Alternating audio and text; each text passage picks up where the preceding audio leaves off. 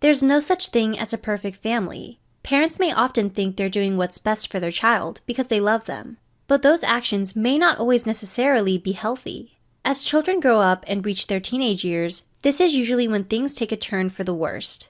Arguments may be frequent, misunderstandings increase, and parents will begin to wonder what happened to the sweet child they used to play with. This is a concern commonly experienced, and we want to help be a part of the solution. Here's 8 effective ways that can strengthen parent-teen relationships.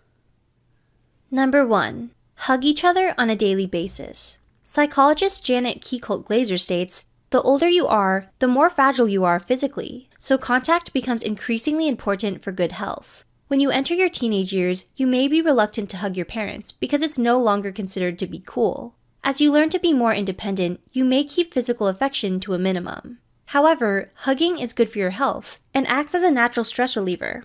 Approaching adulthood can be scary and challenging. When you hug your parents on a daily basis, it can act as a physical reminder that you're not alone. Physical and emotional support are equally important when you work on fortifying relationships in general." Number 2. Turn off technology devices during interactions. It can be hard to walk away from technology when we are constantly connected by it.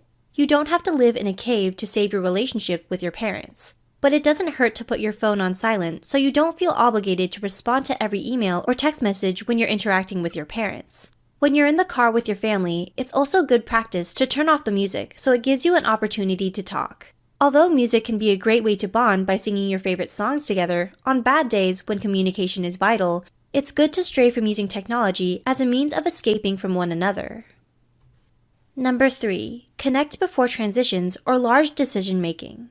Making transitions can be challenging, especially in your teenage years. This is the time when your child begins to figure out who they are and what kind of life they want to live. A lot of decision-making takes place. There are going to be many days when they are uncertain about what direction to take. Don't hesitate to reach out and let your child know you are there for them. Give them advice and any insights you think will be helpful to them, but don't tell them directly what to do. Have them figure out what they want to do, but be supportive and understanding. Number 4. Make time to spend quality one-on-one time with each other. As you get older, more responsibilities tend to stack up on your plate. You start working more to build the skills you want for your desired career path, and your friends move away to chase their own dreams. You're no longer in close proximity with them, so you have to schedule compatible times to see each other.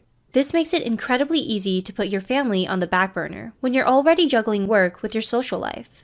But don't forget to set aside time to spend quality one-on-one time with your parents.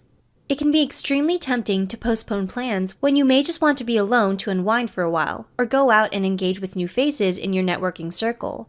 But this is how parent-teen relationships weaken. Distance is created, and putting in effort becomes minimal to none.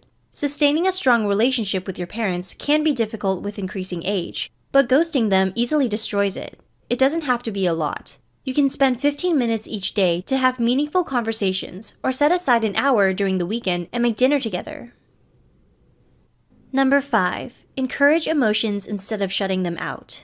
Emotions are messy, but it's important to be mindful towards each other's feelings. Don't be quick to dismiss them, especially during arguments. Regulating your emotions can be difficult when you are strongly affected by a situation. But keep in mind that a strong relationship is built upon the ways in which we communicate our emotions. If your child is hurting, don't be neglectful towards them. Even if the both of you have a hard time talking about the source of pain, emotions can be only put off for so long until they explode. Number 6. Listen to understand, not with the intent to react. When you're mad or disappointed in your child, it's easy to listen to them just to confirm your angry emotions. Instead of being quick to react, take the time to listen and understand where your child is coming from. Even if you wholeheartedly disagree with their actions or opinions, if you choose to yell at them, this may cause even more resentment between the both of you. As a result, communication may suffer because your child may retreat and refuse to speak to you. Learn to work out your differences by broadening your perspective and finding a solution together where the both of you can benefit from. Number 7. Respect boundaries. Toxic behavior derives from getting rid of boundaries. If you want to have a good relationship with your child, manifest healthy behavior by respecting their boundaries. This can be challenging on your end, as your child begins wanting more privacy and freedom. But good parenting involves providing opportunities to make mistakes and learn from them. Part of loving and caring for someone means letting go when it's necessary. This is how trust is built. Number 8. Catch your child in the act of doing something right. Teenagers often struggle with their self-confidence. It's important to recognize that peer pressure can ruin your child's self-esteem because popular beliefs aren't always the healthiest or most nurturing.